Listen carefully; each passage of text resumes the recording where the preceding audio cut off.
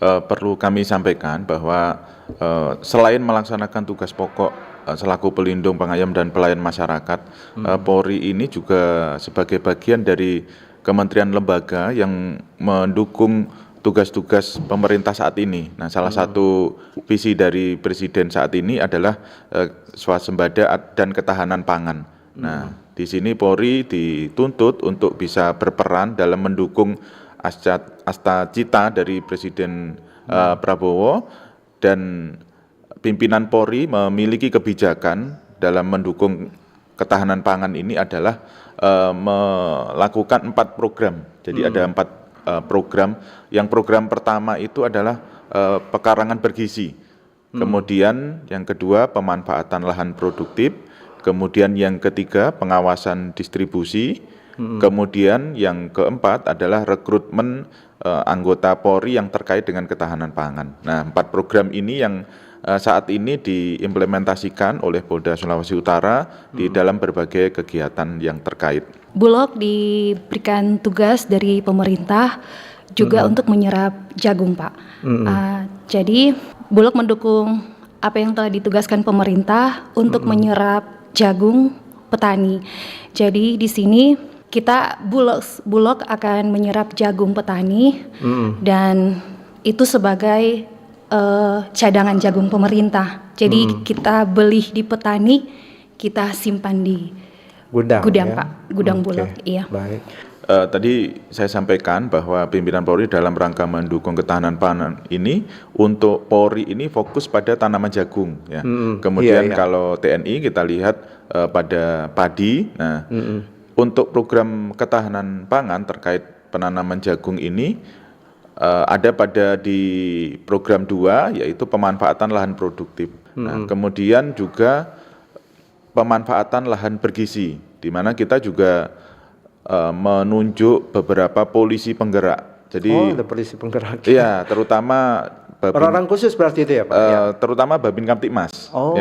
Babin Kamtibmas yang banyak bersentuhan langsung dan bisa memberdayakan kelompok-kelompok tani yang ada di masyarakat. Termasuk di beberapa kelompok tani ini bahkan anggota polisi yang juga menjadi anggota kelompok tani.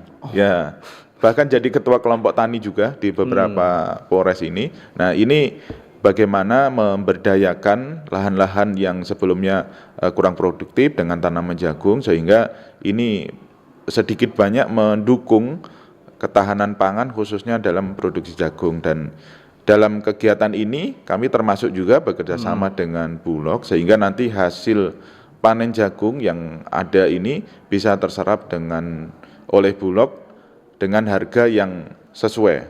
Kami yang sebenarnya ini juga menjadi tugas pokok dari Kementerian dan Dinas Pertanian, ini kami mengkomunikasikan, memfasilitasi kelompok tani apabila ada kendala-kendala terkait dengan bibit ya. Nah, kami memfasilitasi dengan Dinas Pertanian sehingga bisa mendapatkan bibit unggul dengan mudah melalui proposal dari kelompok tani. Kemudian juga termasuk pupuk, Mas. Jadi pupuk ini kita fasilitasi, kita adakan koordinasi dengan distributor pupuk, dan kemudian kita tadi melalui Babin Kamtibmas menyalurkan pupuk ke kelompok-kelompok tani, sehingga kesulitan-kesulitan yang dialami kelompok tani terkait distribusi pupuk ini bisa kita minimalkan. Nah, termasuk di program 3 kan ada juga pengawasan distribusi. Nah, ini distribusi bibit, pupuk maupun alat-alat pertanian.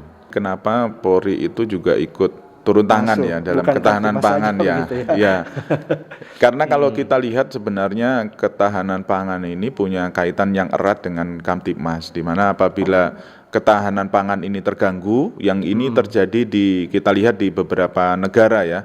Ketahanan pangan terganggu, maka kondisi keamanan dalam negeri ini juga menjadi tantangan tersendiri. Nah, ini yang kita lihat kenapa Polri ini juga perlu untuk bisa mendukung program pemerintah dalam hal ketahanan pangan. Karena apabila ketahanan pangan terganggu, maka pengaruh ke Kamtibmas ini juga sedikit banyak ada. Nah, inilah yang kita lakukan, termasuk juga dalam program ketahanan pangan ini, karena Polri bersentuhan langsung dengan kelompok-kelompok tani di tingkat bawah dengan masyarakat langsung, maka ini diharapkan kedekatan Polri dan masyarakat bisa terjalin, dan Polri bisa mendukung langkah-langkah dari masyarakat khususnya petani.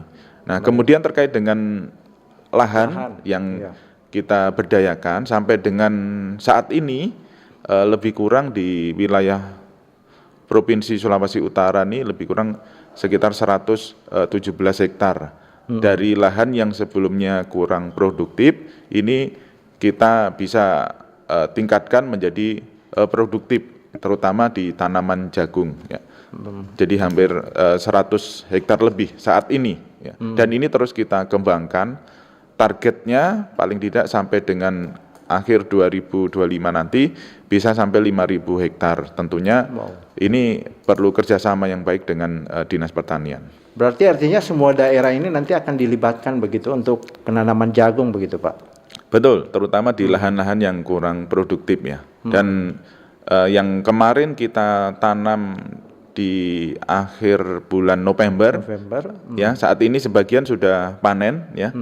Sehingga kemarin minggu ini kita bisa panen 47 ton ya, 47 ton yang khusus di luar yang memang sudah existing tanaman jagung.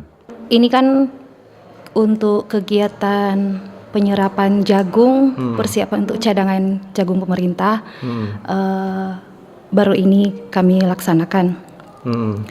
Nah, jadi kalau terkait stok itu, kita punya stok di CDC Lolak di Kabupaten Wolangondo. Ya? Iya. Jadi kalau untuk penyerapan jagung kami baru laksanakan di tahun ini Pak.